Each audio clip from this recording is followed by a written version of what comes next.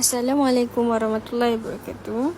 Hari ini saya akan menerangkan tentang pembentukan Malaysia dengan secara ringkas. Pertama, Malaysia ditubuhkan secara rasmi pada 16 September 1963 hasil gabungan daripada beberapa wilayah iaitu Tanah Melayu, Sabah, Sarawak dan Singapura.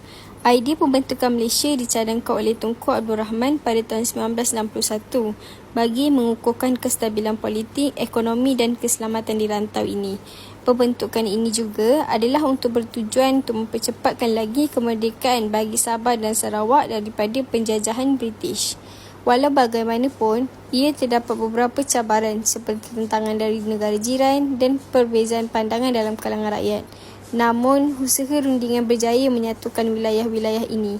Akhirnya, Malaysia terbentuk sebagai sebuah negara yang berdaulat dan berbilang kaum, agama dan budaya. Kesimpulannya, pembentukan Malaysia adalah melambangkan perpaduan dan kerjasama demi mencapai keamanan dan kemajuan bersama.